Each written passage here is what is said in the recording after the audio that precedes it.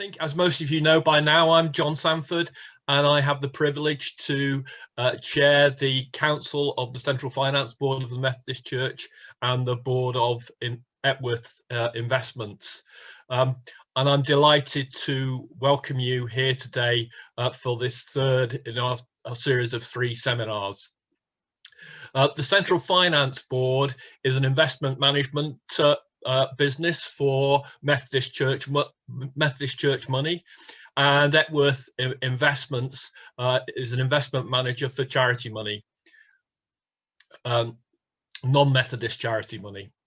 Apart from the speakers who I will introduce shortly, we have with us today David Palmer, who's the Chief Executive Officer of the CFB, who's waving to you.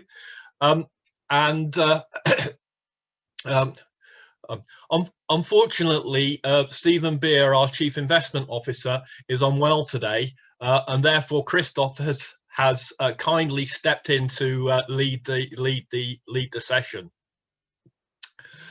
Before I talk about the session, can I remind everybody that we will be recording the session and putting it on our website. And this is the third in our series of online mini conferences on ethics and investment, which replaces the physical events which we have held in previous years at this time. In the first week, we looked at the question, does ethical investment work, and concluded that it does on a number of levels. It can and does influence company behaviours. It does not need to cost in terms of investment return, and it can, perhaps with more difficulty, still provide the income return many of our clients are searching for. Last week, we went on to explore the question of income and how to find it in today's investment market. Today, we are going to explore what the future holds for stock markets, and Christoph and Gareth are going to address the question, the briefest bear market in history, whither bound?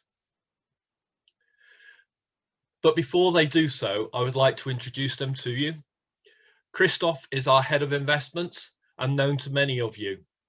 In his spare time, he enjoys orienteering, so I'm sure that he will keep us on track today. Gareth is an experienced fund manager who's been with us for about 6 months. He has a history of working in emerging markets and has a young family. He plays golf with a handicap of 7 when time permits. With today's conference, there will be time for questions at the end, and I will make sure that we finish comfortably before 12 o'clock. It would be really helpful to me in managing the mini conference if you could put your questions into the chat room, either as we go and as things occur to you or at the end. For those who've not used the Zoom chat facility, just click on the chat button at the bottom, type your question where indicated, and type your question where indicated. Finally, can I suggest that you go on to speaker view so that you'll see each of the speakers full screen. And without further ado, I will pass on to Christoph, hand you over to Christoph. Christoph. Thank you, John. This week, we're going to try and answer some of the questions that came up last week around the outlook for investment markets. But to do that, we need to think a little bit about what has happened this year and what the financial and economic implications of these things are. But also where valuation levels are. For history teaches us that these are key to future long-term returns. Given that we're talking about the future, that means we should probably go straight to our risk warnings. And that's the first page of the risk warnings. Hopefully you should have memorized these now over the last couple of weeks. And that's the second page of the risk warnings. Before we go on to discuss the economic and financial market impacts of the COVID pandemic, we should, of course, acknowledge the enormous loss of life and health that's occurred as a result. It's been a human catastrophe. According to the Johns Hopkins dashboard, over 55 million people globally have tested positive for the virus, with over 1.3 million dying. Here in the UK, the death toll's over 52,000.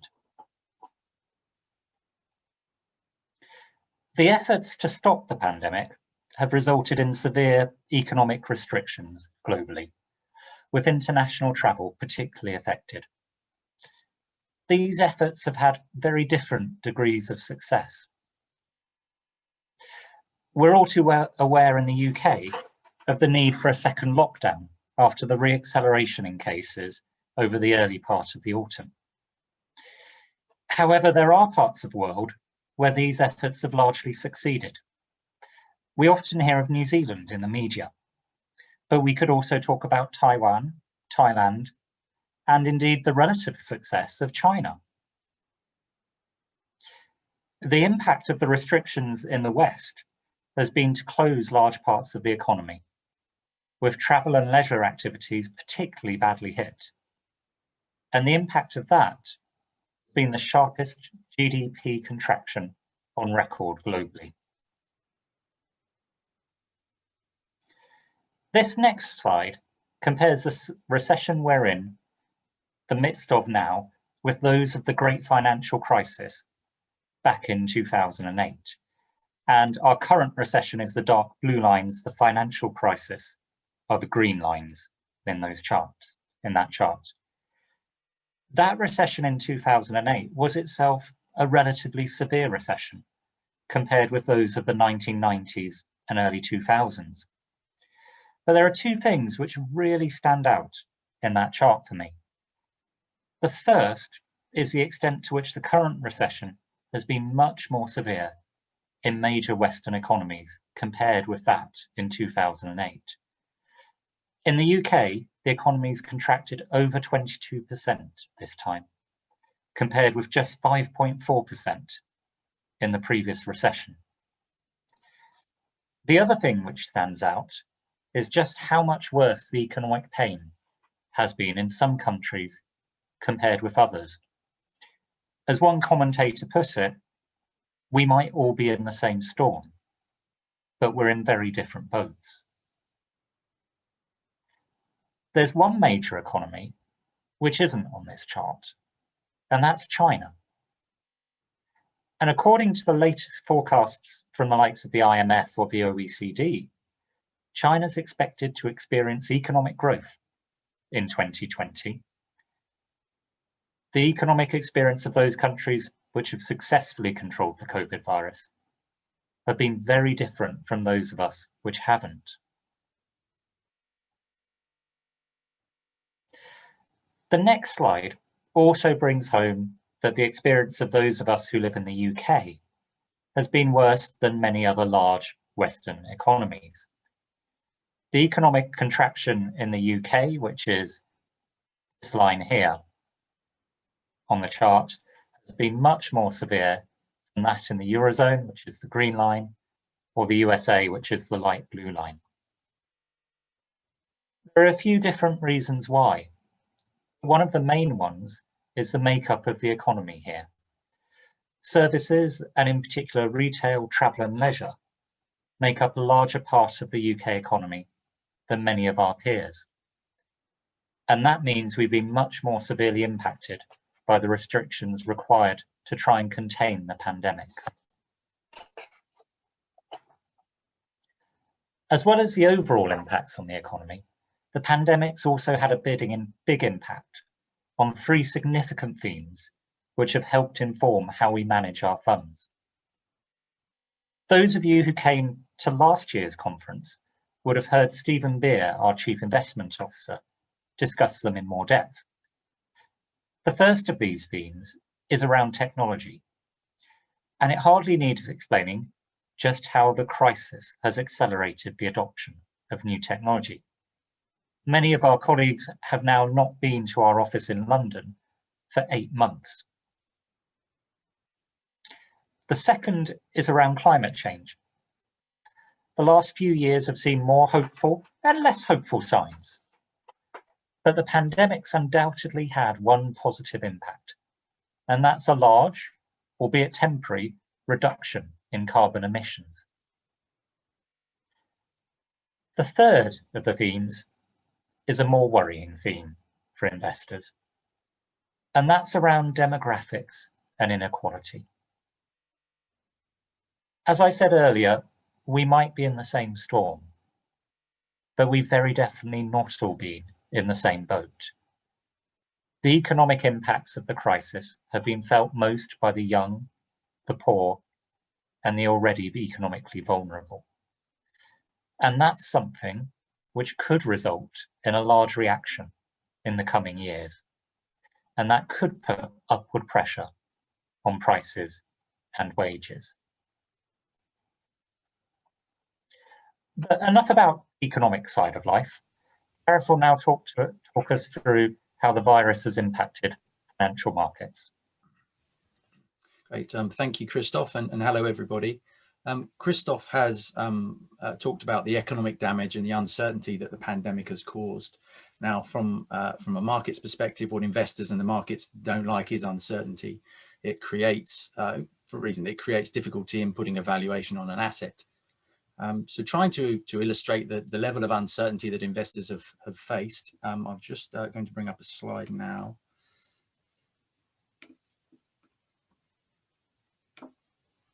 I hope you can see that. Now this slide looks like a chart from an episode of Casualty, but it is actually, and then actually quite a good apt analogy, because it's an indicator of investors' anxiety. It's called the VIX index, and it's sometimes known as the fear index. And it's a measure of the expectations of near-term volatility on the main US stock market index, the S&P 500. Now, the higher the values, and you can see these two peaks here, signifies the higher the anxiety. And often when you see economic commentary or financial market commentary, they refer to risk-off and risk-on environments. And when you see these peaks here, that signifies a risk-off environment where there's the heightened level of anxiety and uncertainty as to what the future may bring in the near term. Now, the first saw the spike here on the right-hand side, that relates to the announcement of the lockdowns earlier this year. And as you can see, it's a very high level, matched by the spike on the left-hand side here, which is, you can see, from 2008, and this is around the time of the global financial crisis.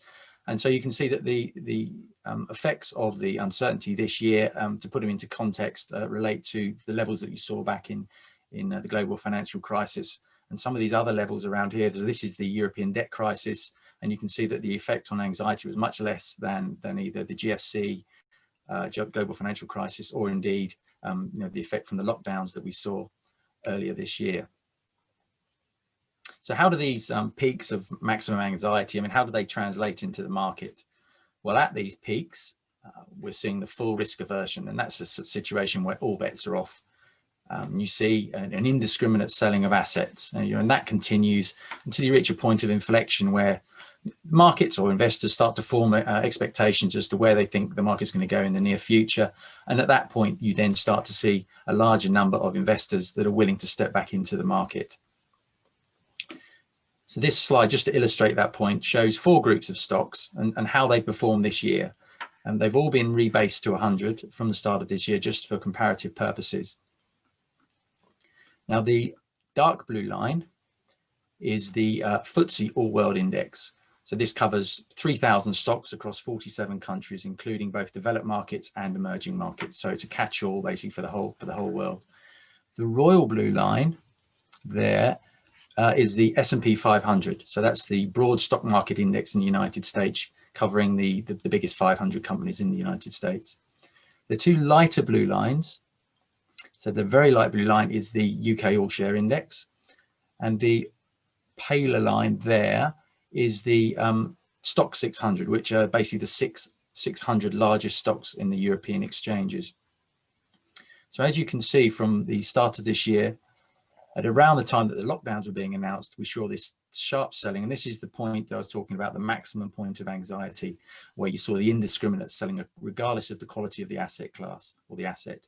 And you saw this sharp contraction where everybody's selling everything. And then we reach a floor, a point where people are starting to form an expectation. And from here, you start to see investors coming back into the market, and you start to see some recovery. Now, what you notice here in the the two lines, so the dark blue line, the FTSE World Index and the US Market Index, is that actually by now these indices have actually now recovered more than they've lost during the year. So they're now actually above where they were at the start of the year. But what's noteworthy are the two European indices, so the Stock 600, the 600 stocks in Europe, and the FTSE All Share have still not recovered the lost ground that they made this year. Now, what's the reason for this? And the reason relates to the point that Christoph was making: technology. You know, the long-term trends that we've seen in technology in society that have actually been accelerated through as a result of the lockdown this year. Their products have become, you know, they've moved from being not just an important part of our lives, but actually becoming an essential part of our lives in many instances. And as a result of that, they've become more resilient in terms of their earnings. We look at working from home trends, so the likes of Zoom, where everybody's using Zoom, online shopping, and I don't know whether any of you decided to go out and buy a Peloton bike now the gyms have been shut, but they're the sorts of stocks that have actually performed very well this year. And that strength of the tech sector stocks is reflected, or the underlying strength, should I say, has been reflected in their stock market performance this year. So this next chart just shows the performance. So it's the same basis in terms of the base of the performance for this year. But the pale blue line, this is the NASDAQ index, which is the main technology heavy index for US stocks. And you can see that at the end of this period on here, which is say November, it's at a level of 130, which means that it's 30% higher than it was at the start of the year, and far in excess of both the MSCI World Index and the overall US stock market index, the S&P 500.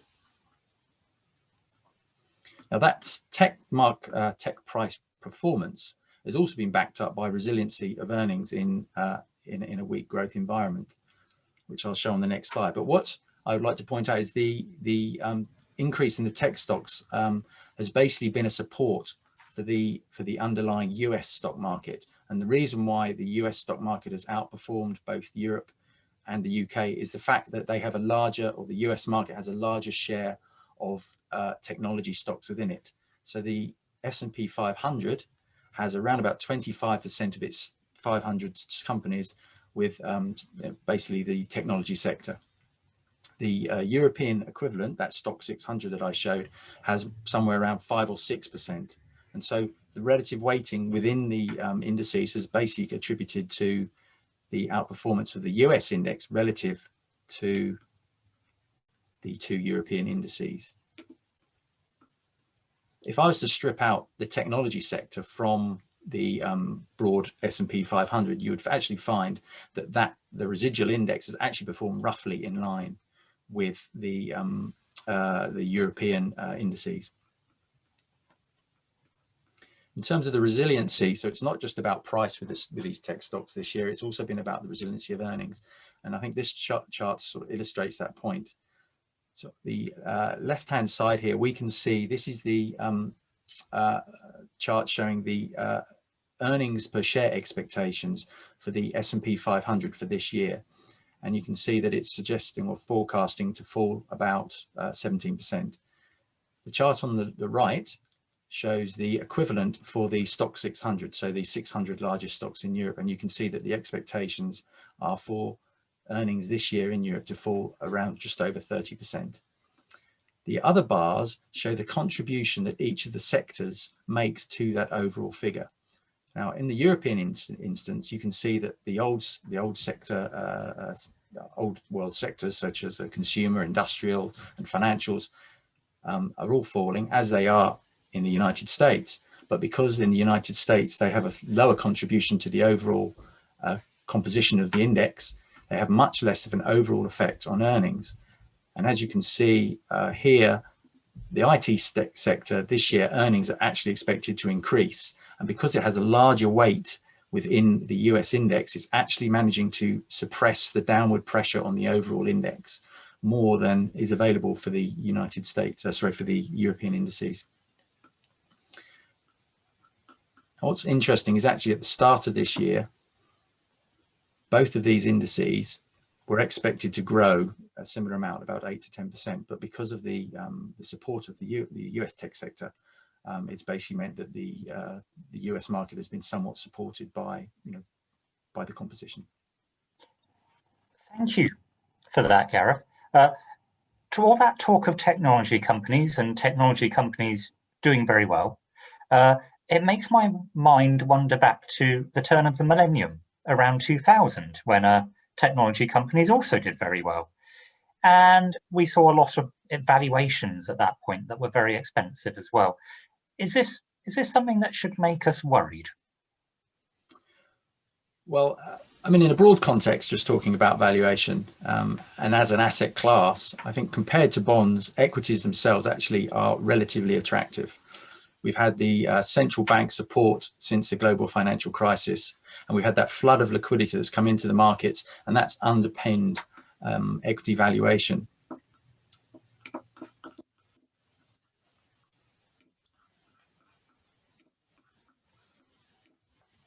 Now this chart here, just to explain the chart. So the dark blue line are global bond yields, for global government bond yields. And as you can see, going back from early 2000 through to the financial crisis, there's been downward pressure on global bond yields to the point today where, as you can see on this chart, they're down at around 0.5%.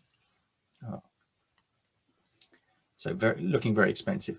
The lighter blue line is the price earnings ratio for the MSCI World Index. So the World Index is the, so just move that across. So the World Index is the index covering all markets within developed markets. So the excluding emerging markets. So it's covering all the stocks within the United States, Europe, Japan, and some parts of Asia Pacific. And that is valued on the left-hand scale there. You can see the PE ratio, which is the ratio of a company or an index's price to its earnings. And in this case, the earnings are the expectations over the next 12 months, is a measure used as an indicator to basically assess whether a company or an index is viewed as either over or undervalued relative to its own history or to other companies. Now, what this chart shows is that in aggregate, developed market equities, if not at extreme levels, are not appearing particularly cheap. But as I said, compared to bonds, there is at least some upside. Now, what I would also add is that part of this increase we've seen here, in addition to the liquidity benefits, is part of it's to do with the tech sector, the increasing in weight, and the fact that the tech sector generally trades at a premium to the overall market. I can show that on the next slide here. And this is showing the tech sector going back over a period of time. So it's, again, that 12-month forward PE, so a reference of value based on its earnings forecast for the next 12 months. And this is the tech sector within that global MSCI World Index relative, the PE relative to the overall PE for the index. And as you can see back here, this is the top dot-com bubble. And expectations for prices for the tech sector were stratospheric, but based largely on thin air, because a lot of them weren't actually earning anything. They were making revenues, but they weren't actually generating any profits. Fast forward that to today, where, as we've shown, a number of these stocks, a great many of the sector, are actually very resilient, producing good, strong earnings, and are, become essential in our lives.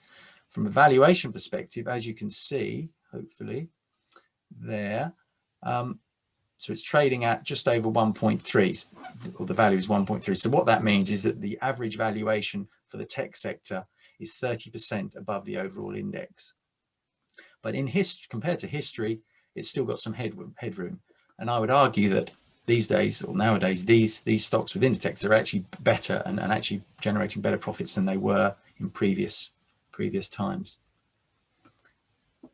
Now, from a regional perspective, this is showing it's called the CAPE ratio, and it's the cyclically adjusted PE ratio, and it's for the top 500 companies in the United States. And what it's showing is it's the price divided by the average earnings per share over a 10-year period adjusted for inflation. So it attempts to smooth out fluctuations in earnings per share that occur through a cycle. And it's I think it's quite illustrative that it shows that the United States index is somewhat pricey, but not at extreme levels. But as I pointed out, the tech sector has seen an increase within the sector weighting, and of course that will push up the absolute level of the PE ratio. However, Europe, on the other hand, where the tech, as I've mentioned, is much less of an impact on the overall index, is actually showing, relative to its history, that it's actually a pretty decent value. And I think, I say, that's back to the reference that technology has been the driver of the US market this year, much less of an influence on the European and UK exchanges. But at the same time, the valuations of the tech sector are not actually at stretch levels.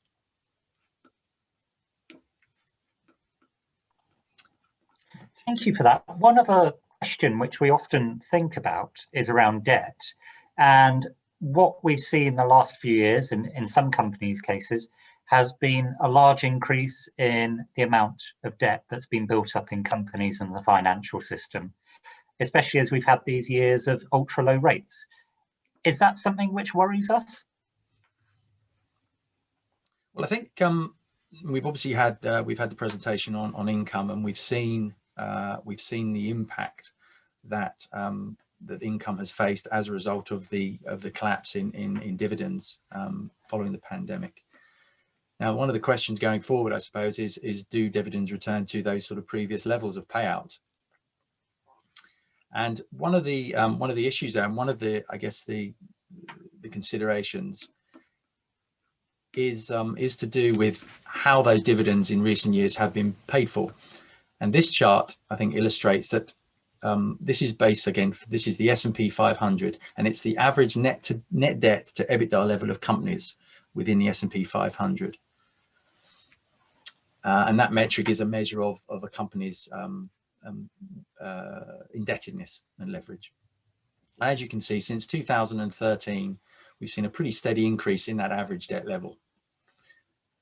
One reason for that is that companies have been using leverage, because obviously we're in a period of ultra low rates, to fund either dividend payouts or share buybacks, which is, you know, quite a popular method of distribution within the United States. Now, in light of this year, you know, companies have taken a far more cautious approach, and they've been conserving cash, and there's good reason for that. And this next chart shows that, is that the companies with better credit ratings have outperformed this year.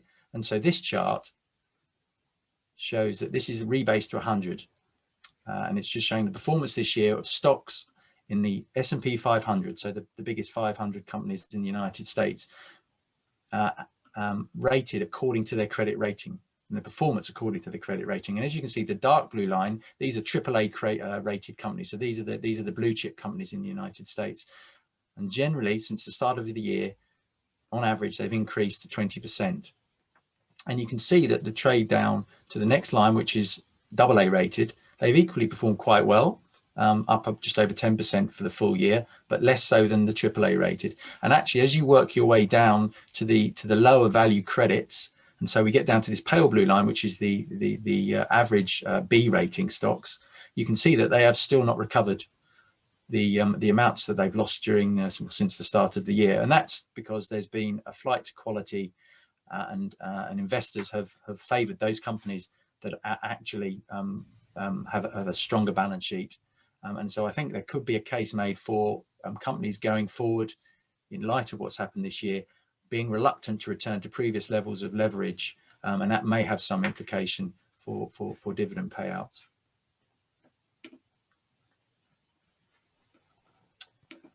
Hands back to you, Christoph. Sorry. Yeah, thank you for all that, Gareth. We should also think about other asset classes as well as just equities.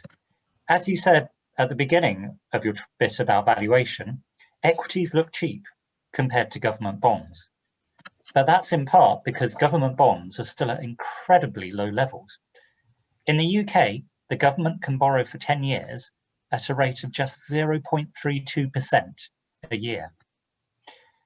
Now, just in case that sounds like a great deal for the government, or quite a poor deal for us as investors, we should be grateful as we compare these with rates available elsewhere. In Japan, the government only pays 0.02% a year to borrow for 10 years, And in the Eurozone, rates are negative in many countries. If you were to lend to the German government for 10 years, you would get to pay them 0.56% a year for the privilege. Many people have said 2020's been an extraordinary year, but in bond markets, we've been living with extraordinarily low rates for much of the last decade. And these low rates have delivered a conundrum for investors in many other asset classes. Gareth talked about how cheap equities look compared to government bonds. For many decades, property investors looked to that same comparison of property yields with government bond yields to give an indication of how cheap or otherwise property was. Similarly to equities, we can say property is very cheap compared to government bonds, but we can also point to some value within the market compared to its own history as well. So where will government bond yields go from here? We've spent the last few years discussing how poor long-term value they are, but also how it was hard to see them increasing in the short term. Has anything changed? Will interest rates ever increase? One thing that has changed is the scale of government borrowing. Back in the depths of the great financial crisis, the budget deficit in the UK hit 9%. This year, it's expected to be significantly above that level. At the same time, central banks have lowered rates to emergency levels and committed to buying large quantities of government bonds. And this isn't just a UK phenomenon. If we compare it with other large developed countries, we can see Germany with a debt to GDP ratio still at comfortable levels, but most other countries with uncomfortably high levels. Surely, this must cause inflation. A world where governments borrow outlandish sums of money, financed by central banks doing the electronic equivalent of printing money. It's very tempting to answer yes, but we need to look at the example of other countries. Japan's had decades of high budget deficits and quantitative easing, and has experienced falling prices during that period. And when we look at history, we can see that the UK had significantly higher debt levels after both the First and Second World Wars. And in the latter case, that debt load did sow the seeds for some of the subsequent inflation, but it took 25 years to reach the levels that would ultimately become so damaging to investors. There have been two large secular forces which have kept inflation low the last decade, despite that ultra easy money. One's been the continuing adoption of new technology, which has vastly reduced distribution costs for all sorts of goods and services. And it's hard to see the pandemic reversing this. The other's been the increasing integration of the global economy, and in particular the integration of the large Chinese labour force into the developed world. The pandemic has clearly had a temporary impact on this, but will it have a more permanent impact?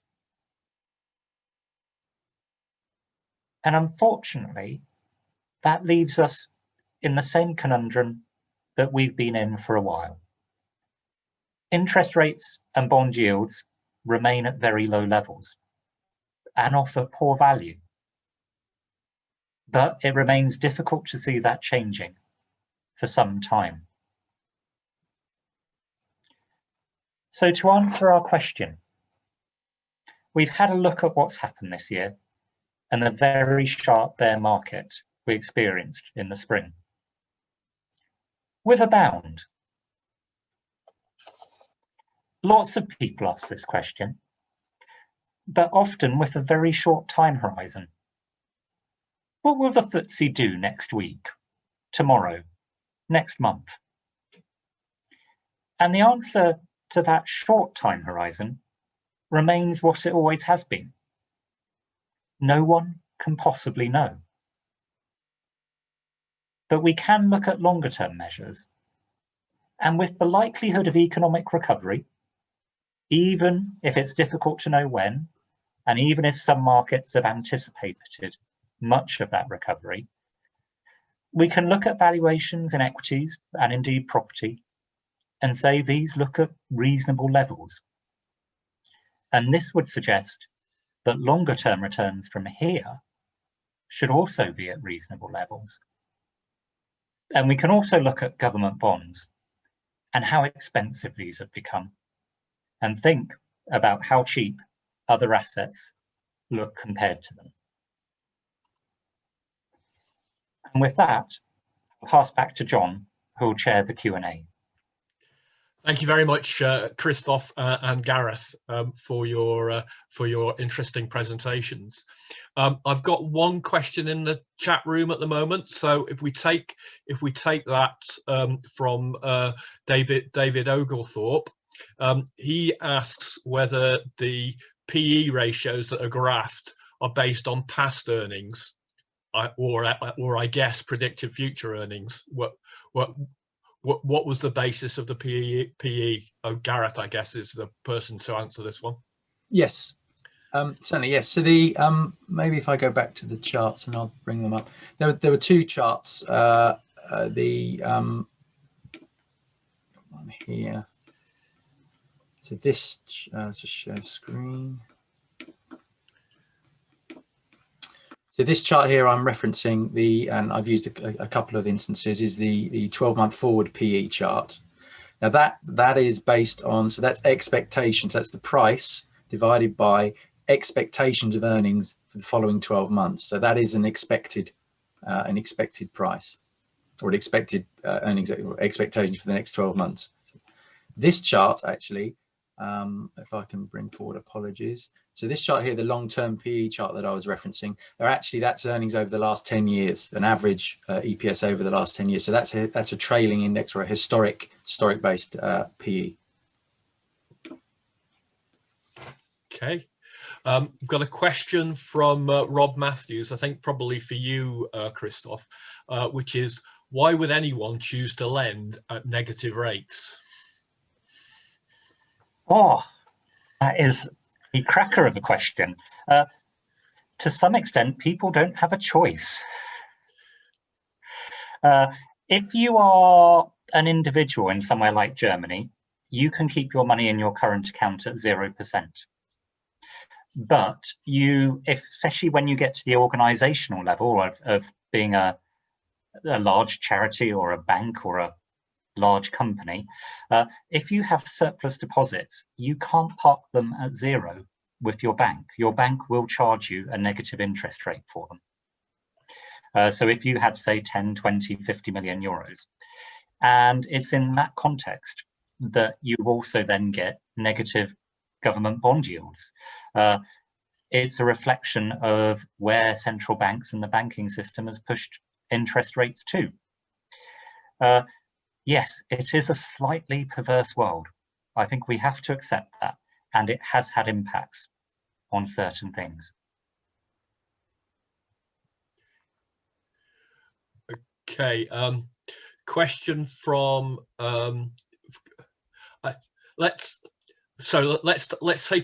take another one from Rob Matthews first of all, and then I'll come to David Fletcher's question. So Rob said, who ultimately pays for quantitative easing? Again, Christoph, do you want to have a go at that first of all, and then perhaps Gareth could support you? Now, the answer to this really depends on which school of economics you belong to. So when you hear us answering this question, you're maybe learning more about our prejudices about economics than you are about anything else. There are some people who say nobody needs to pay. The Bank of England can just write off the debt and there'll be no long-term economic impacts. There are other people who say that the price will ultimately be paid by inflation, and that will eat into everybody's savings, and that's effectively what the price that will be paid. And there are other people who say that it will all have to be paid back one day, and in effect, it will be future taxpayers who will have to repay that money to the central bank. And as to which one of those people actually answer, you're maybe finding out more about themselves than the answer to the question. Yeah. My own personal view is all the way through history, people printing money has led to inflation. So I just can't understand how it's not going to lead to inflation in the long term, which means it's our children who are going to pay. But that might be my personal prejudice rather than anything else. David's question was very interesting. I think probably for Christopher or Gareth. So he's saying, should we be divesting in UK equities in favour of US due to technology weighting?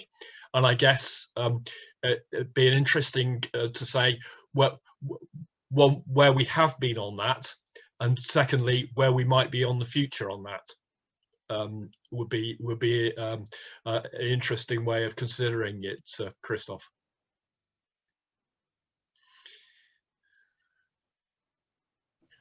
So I clicked the wrong button there on my screen. Right. I think there's different ways of looking at this. If you had perfect foresight, obviously 12 months ago you'd have put all your money in US equities and had none in UK equities. US equities have done much better with that high technology weighting. The other thing worth remembering is one of the reasons UK equities have done poorly is because of a high oil and gas weighting in the UK market, which has dragged down UK equities. The oil price has had a tough year the last 12 months. Now, it's a lot easier to talk about history than it is to talk about future. So as we look at the future from this point and look out over the next year and the next years ahead, we know that technology impact's going to be there, and that will continue to happen. And that would maybe make you favour a higher US weighting. We also have those charts that Gareth showed that European assets, and we're including the UK in that, are relatively cheap compared to their own history, which might give you a bit more comfort about holding those assets compared to the UK. The last part of my answer, and this is always a slightly long answer, is this is a question that has a should in it. And what should we do? Questions about what we should do, in this kind of forum, we can talk in a very general way. The answer for any of the individual participants really depends on your circumstances as well, where your risk tolerances are, what your investment objectives are, what your financial circumstances are. And that's something we can chat much more about outside the meeting, but anything which we say has always got that rider. And Gareth might have a bit more about the specifics of UK and US. Yes, I'll back up what Christoph actually just said there about the balance of asset allocation. But I mean, as a team, we do generally find a wider array of better quality companies available to us in the US stock market than we're able to find and source, within the UK market. Part of that is to do with, the sort of entrepreneurial enterprise that you find in the United States, and obviously the wider access to particularly the technology sector. So there is, I mean, on an apples to apples basis, as I said, there is, I would say that we do find it easier to find better quality names in the United States, but everything has its price. And I suppose that's the other thing to take into consideration. So looking at looking at the indices in aggregate. Sometimes it's probably best to disaggregate and take it on a stock by stock basis, and cherry pick basically the best performing stocks. And obviously within our own philosophy of investing in high quality companies, that's something we use in whatever equities we look at. That's the basis for our stock picking. Okay, got a question, a kind of related question from Jenny Austin, who apologies Jenny, I should have introduced you at the start as a member of the Epworth board and CFB council. But her question, and I guess we're talking about our global equity fund, is essentially considering the strength of technology stocks and relative underperformance of European markets as a result, are you considering changes to your sector or country allocations? Gareth helpfully unmuted himself, so I'll throw the question to Gareth. Coming back to the previous point I made, we take it on a case-by-case basis. There hasn't been a great change in shift of allocations. I mean, there's been a slight shift towards US companies since I've only been at the company 6 months, but there's been a slight move towards that. But I would say it's very much on a case-by-case basis, rather than any great strategic shift planned from an asset allocation perspective. Okay, thank you. And I think this is probably one for Christoph. Could you give an indication of how the CFB's portfolio companies are performing in terms of profitability compared to market expectations? I'm particularly wondering whether cost savings have been greater than anticipated earlier this year. And that's a question from Chris Butler. Oh, Gareth can probably talk about individual company names better than me. So I might do it at a slightly more general level, and then Gareth can hopefully give some specific examples, because he manages the funds and helps manage the funds in question. Expectations have been everywhere this year at different points in time. If you compared us to expectations in January, everything's horrible. If you compared us to expectations in April, things have improved much more quickly than I think there was during the absolute depths of the first lockdown. There were times when people wondered whether things would ever improve again. So when you look at the companies we hold compared to markets, because we've got that tilt towards quality growth companies, we haven't seen some of the worst of the falls that you've had in terms of earnings and earnings expectations, which have often come in more geared business models, highly indebted companies, things like that. In terms of how our portfolios performing compared to revised expectations, are things getting a bit better, a bit worse? I'm happy to hand over to Gareth, who knows more than me. Yeah, so just a point that Christoph made there, as a particularly if you look at our conviction portfolio, the average stock there, the profitability relative to the overall market is at a premium, and we focus on. I mean, one thing we focus on are companies that generate high, and we have a GARP template, but we're focusing on companies that generate high levels of return on capital employed or invested capital, which means that for each pound that's invested in the business, you're getting a profit back effectively. And there's the type of companies we want to invest in, and those are the sort of companies that perform through a business cycle.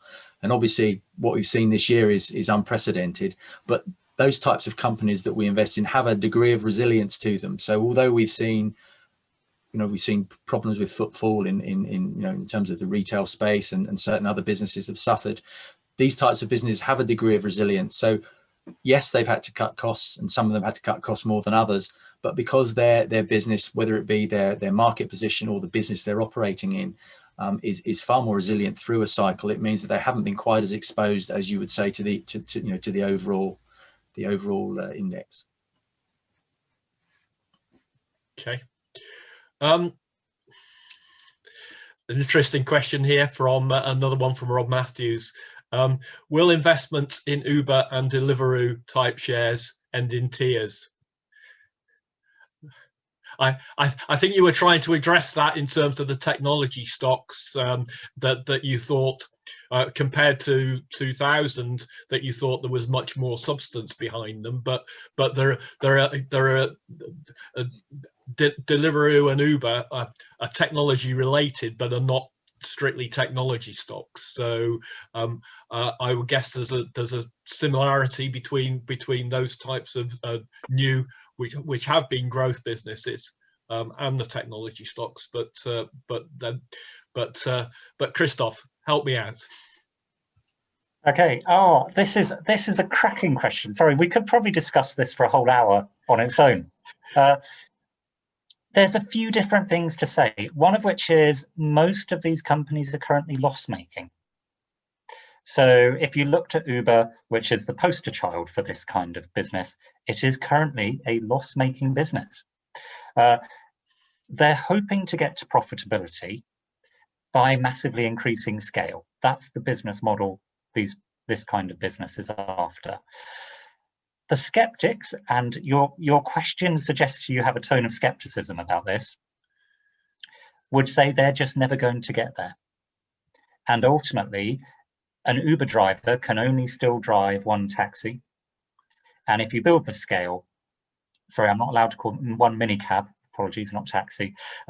And if you build the scale of the business, you still have to employ more Uber drivers to drive those mini cabs, and so you'll never get those scales.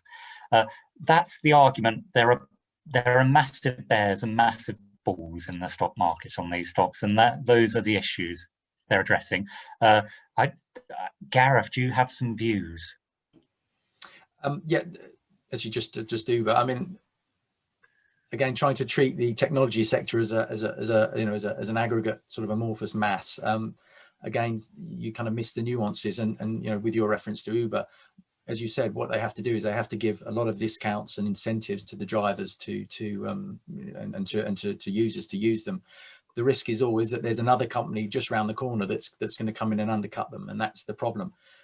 But there are some companies within within the technology space, and obviously the likes of Apple and Microsoft, that have a real competitive moat and an advantage that can't be, some competitor can't come in and undercut them. And so I think trying to discriminate between companies within technology shows that there are some winners that have a resilience to their business model, and others which there are question marks around it. And Uber's a good example. Okay. I've got one more question in the chat room, so I propose to take that and then close the session after that. And again, it's from Jenny, who says, we haven't talked about currency impact. Do the teams have any thoughts on sort of potential currency impact and what's going to happen to currencies?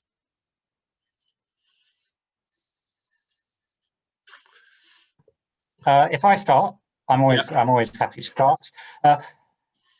It's an interesting question, especially given the composition of the UK stock market. Most of the UK stock market isn't about the UK. It's a series of global companies which happen to be listed and headquartered in the UK. When you think about the very large companies in the UK, you think about the likes of Shell, BP, HSBC, Vodafone, GlaxoSmithKline, and these are all large global businesses. And for them, when we get a weak sterling, which is what we've had most of the last decade, what you get is that earnings growth comes through, because all of those overseas earnings, are valued to a greater degree.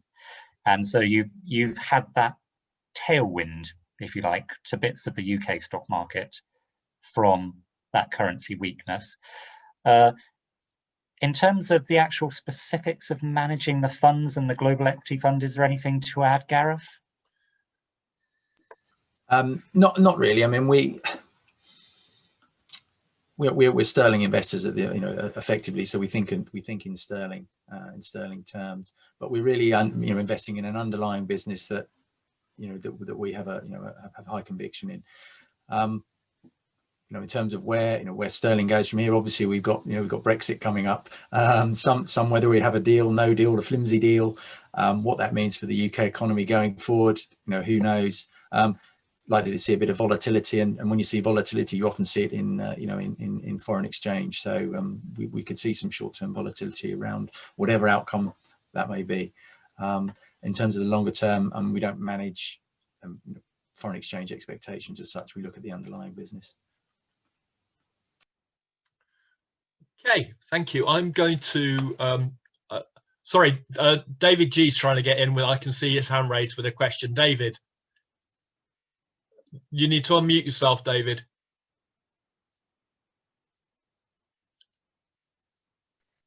Yeah, have I done it now? Yeah, perfect. Not getting on the chat room, but just wanted to ask a question. In the years before I retired, which is some years ago, I used to see an annual study by one of the banks, I think it was BZW, who showed that over the whole of the 20th century, if you invested in the stock market in 1 year, you always had a profit 10 years later.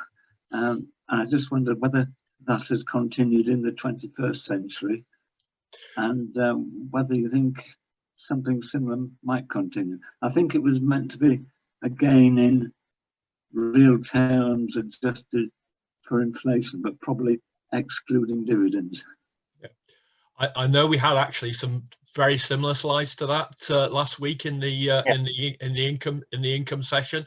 So I'm sure Christoph will be able to answer that question.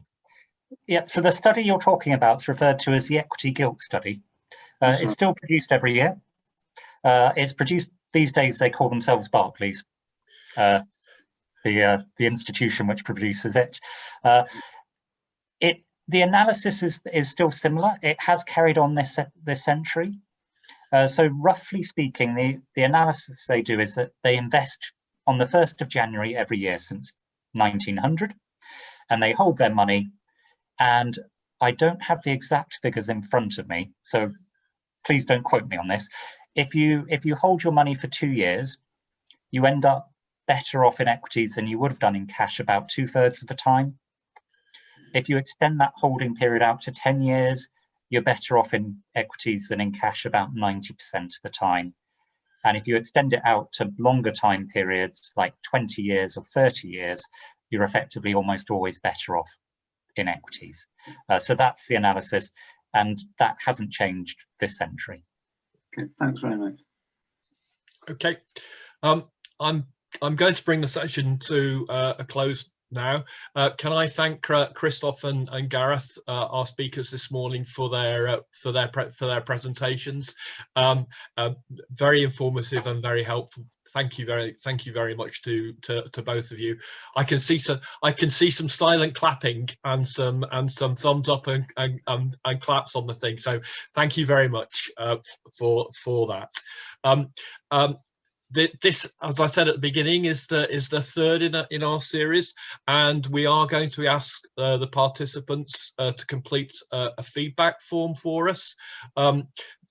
This is really much to see what sort of in the future, what type of things that you would like us to think about and to do in this kind of context, but also to get a view as to whether online or in person might be better, or a combination of both, as well as to give us feedback on the presentations themselves and the sessions themselves, so to help us learn from the sessions and to deliver what you want us to deliver in the future.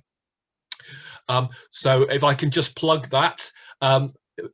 And finally, thank you again for your attendance this morning, and really for the very interesting and helpful questions. So thank you very much, and can I wish you a goodbye and hopefully a good remaining 2020 and a better year next year than we've had. Thank you.